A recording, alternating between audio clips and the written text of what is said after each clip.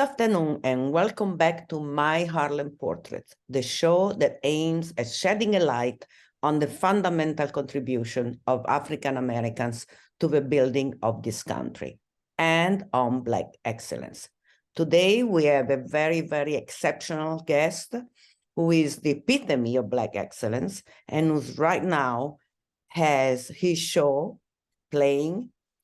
And he is a playwright, composer, and lyricist, winner of the 2020 Pulitzer Prize for Drama, the first Black musical theater writer to win that award, and the 2022 Tony Award for Best Musical for his Broadway musical, A Strange Loop.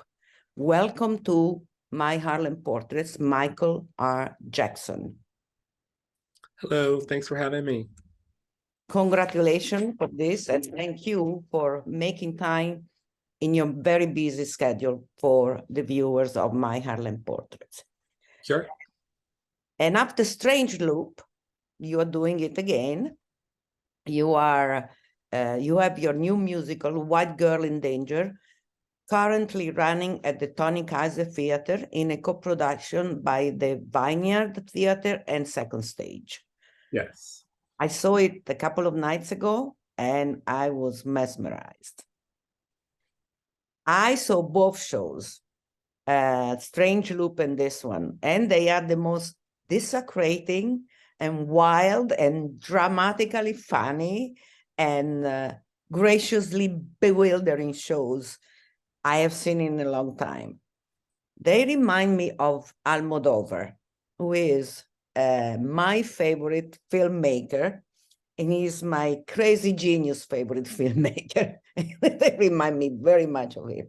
Oh, thank you. That's a great honor.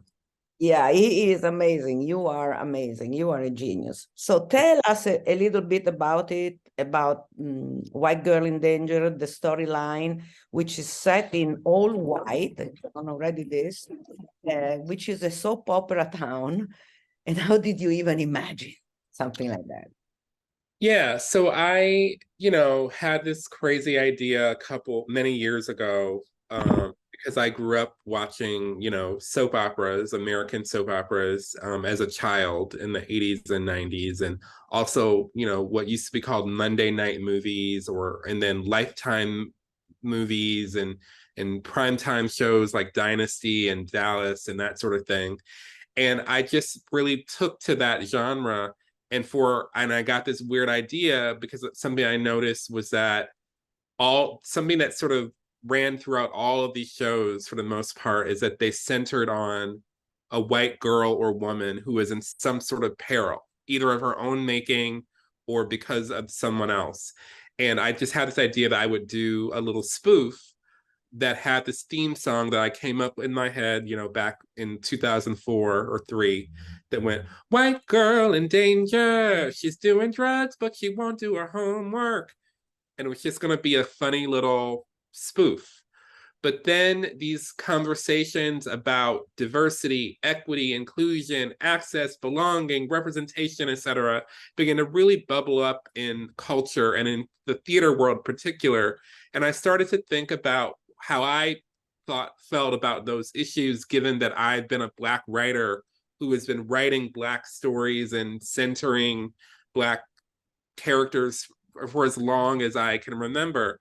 And suddenly these two molecules sort of came together of white girl in danger, she's doing drugs, but she won't do her homework, and this idea of representation. Go on. This is a pearl you're giving us. No, I know. And suddenly this idea for White Girl in Danger was born, which was set in a soap opera town called Allwhite, where there are two races and classes of people. There are the Allwhites, who have, sort of storylines du jour, like they're just as far as the eye can see. And then you have the Blackgrounds, who have like two storytelling modes of sort of slavery and police violence. And they just cycle through those storylines over and over and over and over again until one of those characters, Keesha, decides that she really wants to get in on the action on the Allwhite stories. And that's when the Allwhite writer, who is a kind of Oz-like figure of the world, Yes. announces that one of the all-white best friends, Molly Goodwhite, has been killed by the all-white killer. And now the role of all-white best friend will be filled by Keesha. And so then Keesha begins her journey into all-white storylines, and she decides that it's not enough for her to just be a best friend. So she starts to usurp the storylines from her three main rivals, Megan, Megan, and Megan, who have sort of the hottest all-white storylines in all-white. And when she starts to do that, that's when the all-white writer sends the all-white killer after her. And once the all-white killer comes after her, their identity is unmasked, and it's a big shocker of who it is. And the story sort of goes from there. It is fantastic. I mean, and another thing that I noticed is when you have the intermission, this advertising, who are the same actors that are in the play, they're advertising different products. Tell us about that. Yeah. So the show, when you walk into the theater, you're seeing first promos from the world of White Girl in Danger, featuring the all-white cast of characters and sort of their lives and their situations they're in. And then by the end of Act 1, we switch to now the Blackground characters are starting to sort of dominate the all-white world, and their world is like the Blackground interpretation of the all-white sort of storylines and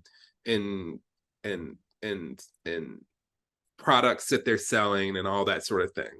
I wanted to really create the experience of watching a soap opera, which is often inclusive of commercials that are also sort of in their own way telling a story. Yes, it's an incredible idea, because both in Strange Loop and in this one, although they are very, very different shows, and Strange Loop is much more dramatic. I came out of that, I needed a few days to recover, because it's strong, it's powerful, and so you need to, this is a uplifting in its craziness, but both these shows, they take you into a different world. They really take you into that world. Right. You start living in that world. How did you manage to do that?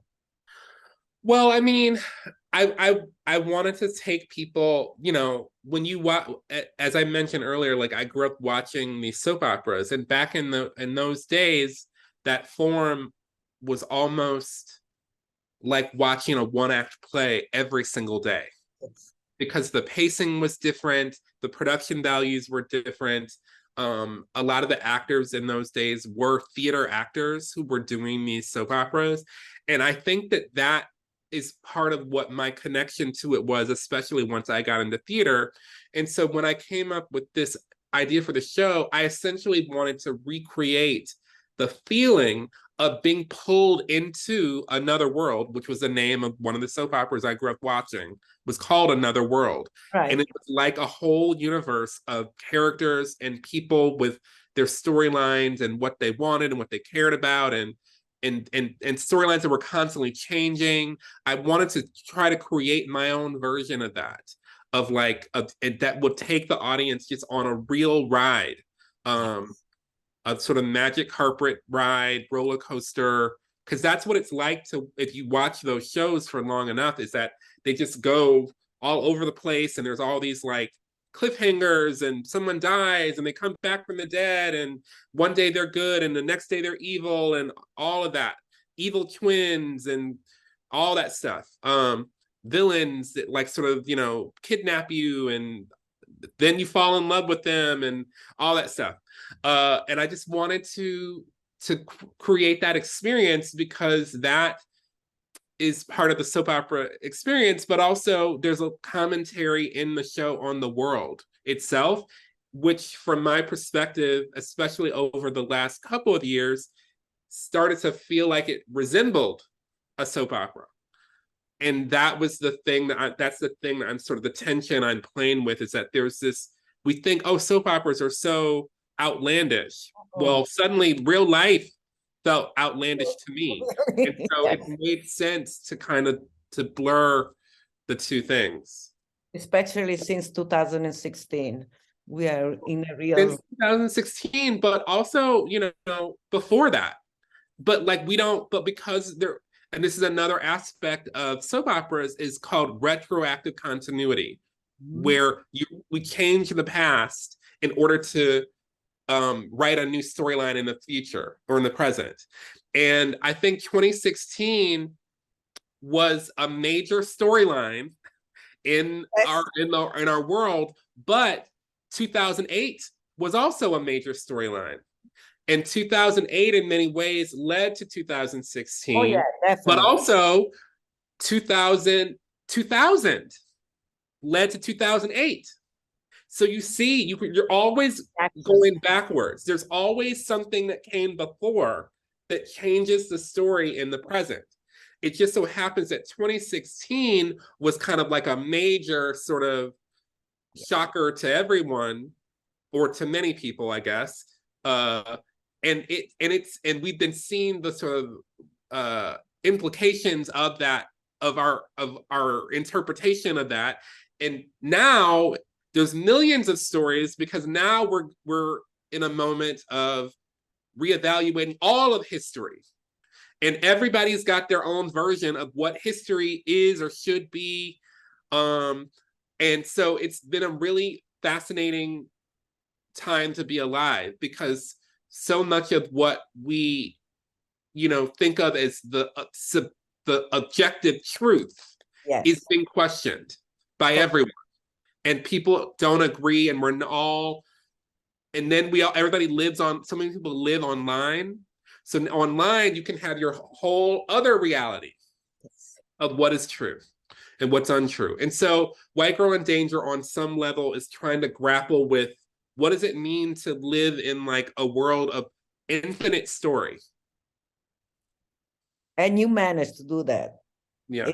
It's the audience was crazy and participating, and yeah, it was a good night. It was going to be our Black Theater night, which was really exciting. Yes. The night that you were there. Yes. I usually go to Black Theater's night because I think that the interaction with the audience changes the way that the show is done. And that, you know, even with A Strange Loop, that was true too, that like the actor, like it becomes a conversation between the actors and the audience. And I always think of the audience as the final collaborator. And so it's always really exciting. And I wanted people to be like, oh my God, you know, like, and really involved, because that's what it's like to watch a soap opera, is that you get really involved in what's happening. That's right. That's absolutely right. I remember the very first time that I came to New York and I went to Broadway to see a Black show. And I saw the reaction of the public. I was like, wow, I like this. This is different, you know, because usually you're sitting there and just watching the show. It's very exciting. It's very important. Tell me one thing. How did you start watching all this soap opera when you were a little boy? Because before I was old enough to go to school, my mother and father both worked. So they would drop me off at my aunt's house, my great aunt Ruth, my mother's aunt. And she was like, you know, 60 or 65 years older than me. And she was, you know, she stayed at home, and all she did all day was like watch television. And there were no other children around or anything. So it was just me and her. And we just would watch, and we would watch our stories. At 10:30, we'd watch game shows. We'd start with A Sale of the Century. Then at 11:30, we'd watch Classic Concentration. Then at 12:30, Young and the Restless came on. 1 o'clock, Days of Our Lives. 2 o'clock, Another World. 3 o'clock, Santa Barbara. And then for the rest of the afternoon, I'd watch cartoons in another room until my parents came and picked me up. Now I understand why your mom and your dad, they were there at the performance, and they were so proud of you. And I was so happy to have them there with me. Yeah, they were so proud. And your mom told me, I don't understand where he got this thing because I never watched the soap opera. Every time she would, because that was just like me and her aunt's thing. Like I would come, because once I got older and was in school, I could only watch on like, half days from school or during the summer or whatever. And there would be a lot that I had missed. So I would call Aunt Ruth up and I'd be like, Aunt Ruth, what's going on? Tell me, fill me in. And she'd tell me. And then I'd be watching the shows and my mom would walk by and she'd go, stories.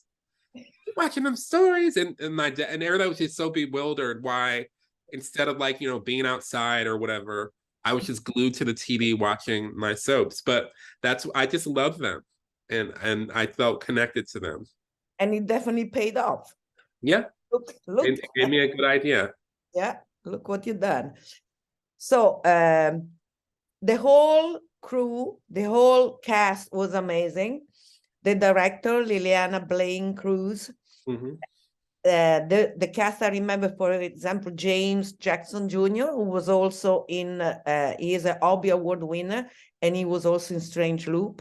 Mm-hmm. And here he was playing you, in a sense, right? He was playing the... Well, I mean, it's sort of like... People don't like this answer, but the answer is that I'm all the characters. I mean, certainly there's a writer character who I share some similarities with, but it's always a mix of fact and fiction. You're never gonna get, like, it's never gonna be me. It's gonna be a lot of ideas, a lot of thoughts. It's multiple. He has multiple personalities. Yes, definitely. That's who that character is. So each one of them anyway is outstanding. All of those actors are amazing. So how did you cast them? How did you find them? So most of the people on that stage are my friends, or people who I've known for a very long time and have always wanted to work with on a show. Many of whom have been in concerts of mine over the years. The three women who played Negan, Megan, and Megan are dear friends of mine who I have admired as performers and have loved as friends for many, many years. And just the stars aligned where they were all available to do the show. The guy who plays Matt, Scott, and Zach is my dear friend Eric. Amazing. Latoya, who played Keesha, is somebody who didn't fully originate the role, but almost every incarnation of it, she's been involved. And Liz Lark Brown, who played the white mother, she has been in every incarnation of the piece except for one. So it was just like I wanted to work with people who I really liked. Yeah. And there were some newer faces to it who were all incredible. And they all just such smart comic actors. And I just wanted a show that had like 12, kind of character actors, just all doing their thing. There's not like a name in the show, because I feel that doing that would probably, at least at this stage, there would be an imbalance. Yeah. And so I wanted it to feel like a true sort of ensemble community, because that's also what soap operas were like. You just got a full ensemble of different character actors, some of whom would end up being more the leads, but like it was a true ensemble. Yes. And that's what I wanted for this show. And you got that too. So let's talk a little bit about some of the awards and recognition you got, because you got quite a few. At the 75th Tony Awards, A Strange Loop was nominated for 11 awards, and you won for Best Musical and Best Book of a Musical. Mm-hmm. Your writing is so different, so inspiring, and so it keeps you on the tip of your toes all the time. It's fantastic. I love it. Among other awards recognition, in 2018, you were named one of the Black male writers for our time by the New York Times. Tell me a little bit about that. Yeah, that was something that just sort of came out of the blue. It was sort of early in my career when I was starting to get some recognition, and I was named as, I don't remember how many of it was. It might have been 100 of us or 50. I don't remember the number, but it was just a bunch of, Black, male writers who they wanted to recognize as people to note or to watch, and so we did this really cool photo shoot at in Brooklyn at a church. Can't remember the name of it, but it was really cool. It was a cool day. It was a long day, and it was very cool. I imagine. And it was the first time I ever had gotten like dressed up by the New York Times. They like got clothes for us to wear. Wow. And Wow. our makeup. How old were you? In 2018, I would have been 37. Excuse me, 37, you said? Yeah, in 2018. How old are you? I'm 42. Oh my God. I thought you were in your 30s now. None Oh my of God. that hard living. Oh, incredible. Okay, you received also 2 Drama Desk Awards, 2 Obie Awards, 2 Outer Circle Awards honor, and 1 Antonio Award for Best Book for A Strange Loop. How does it feel to be recognized? And of all these awards and recognitions, is there one or any of them that it's most important for you, you feel you're most satisfied of? I mean, it's all a great honor to be, acknowledged for my work. Probably, the awards that's a little bit more meaningful to me are, I mean, the Tony, I guess like the Tony, but also I've won a couple of Dramatists Guild awards where you're recognized by your peers. Yeah. So to me, any award where you're really recognized by your peers, other artists, is really meaningful. So I would say those. That was fantastic. In June 2020, for the 50th anniversary of the first LGBTQ Pride Parade, Queerty named you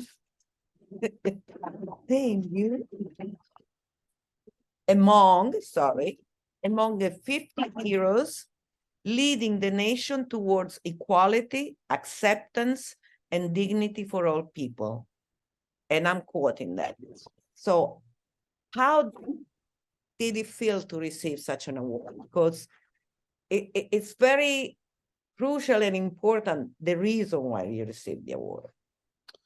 Yeah, I certainly am a proponent of equality in the world, and I want, everybody to feel like they have a place. And so it really feels nice that people feel that my work and my artistry is promoting any sense of that. And so I really appreciate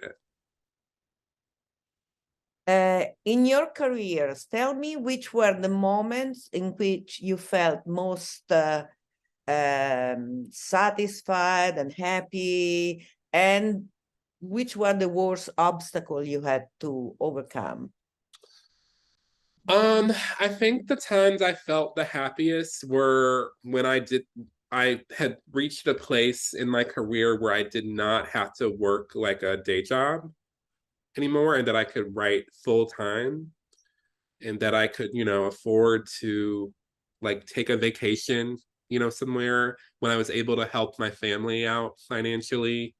That those moments always mean a lot to me, especially, because my parents have done so much for me, that if I have an opportunity to help them when they needed something, that I love that.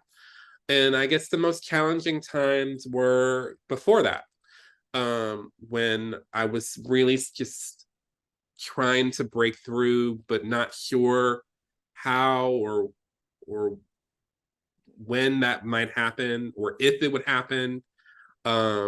and like just working so hard, you know, at my day jobs and but also writing at night and whenever I could find free time and feeling, you know, discouraged, but also every time I was able to work on something, that's when I felt the most fulfilled. So it was always, you know, a little bit of six in one, half a dozen in the other in those days. But those were the hardest times, like when I was still sort of grinding at my day job.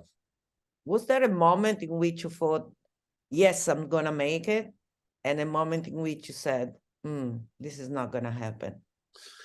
You know, I don't think I ever fully got one way or the other. I was so in it that I just was like, I'm just gonna keep doing it because I didn't have a plan B. Like my plan B was already my day job. Yes. So there was nothing. I was like, it was either like, and I was only gonna last so long doing that. That, you know, I just sort of was like, just keep going and whatever happens will happen. I didn't really focus so much on the outcome. I just kept grinding. It's I think to be an artist, it a question of faith and really believing in yourself and really saying, I'm not gonna let it go. Right. It must be really, really difficult sometimes. Yeah, I mean, it's not easy. Like, you know, I was out there for, you know, 15, 16 years until I got a production. And but I'm grateful for that time because, and this is something that I try to tell students and other young artists, is that I'm grateful for that time because it gave me the time to really develop my work in a real way. And for me to figure out what was important to me and what quality did I want my work to exist at, and what kind of excellence did I want to hold my craft to, so that by the time I got an opportunity to share it and to be produced, I was ready because I had spent all those years really grappling with my own work and with trying to make it be as good as I felt it could be, and collaborating with my collaborators to get it to be as good as it could be. I often say, there's a quote that I stole from the actress Jane Wyman that says, when you're in the entertainment world, there's nothing that can replace quality. And the quality is within you. Yes. Never settle for anything less than the best you know that you can do. Never settle. Just do your best. And for me, that's what all those years of struggle was about. One more question about this. You are a singer also, you are a composer. How come that you are not in your shows as acting? Oh, because I have no desire to be an actor, like at all. I don't mind singing, like doing concerts. That's how I began my career.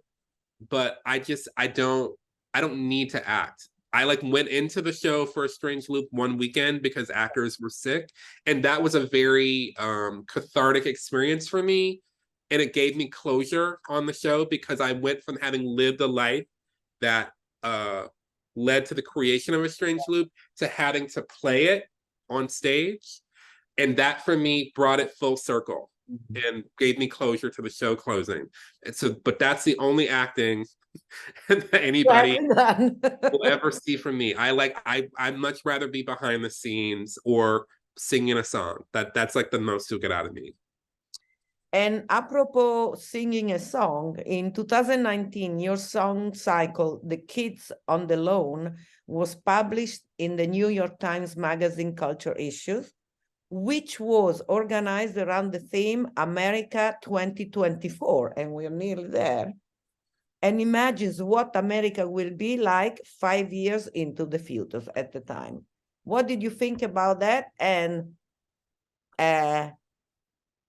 does the reality of the 2023 now reflect what you had imagined then? I mean, that project was like a very weird one because it was something I had gotten commissioned to do. And then a very dear friend of mine passed away right in that moment. And so a lot of that project, I was quite distracted. And so I would say probably now, especially, I have a much different idea of what the future would hold. And but also I sort of am at a point where I'm no longer in the sort of Nostradamus business. I sort of like take everything every day as it comes, and we'll see what happens. I have no real speculation on what the future holds at this point. Well, it's impossible nowadays. We Yeah. have to live one day at a time, otherwise we'll get lost. Yeah. Okay, we have come to the end of this conversation. Really, if there is something that you want to tell us that I haven't asked you about, that you would like to underline, tell us until when the play is running. White Girl in Danger runs until I think May 21st. May 21st at the Tony Kiser Theater in co-production with the Vineyard Theater in Second Stage. Yes, and it's on 43rd Street. 43rd Street, yes. Secondstage.com for tickets. So thank you again for being with us for this time. And thank you to our viewers. We see you next time for another episode of My Harlem Portrait, 12 o'clock, 12:30 on Spectrum 1993. Bye-bye. Bye-bye, Michael. Thank you. Bye-bye, Maria.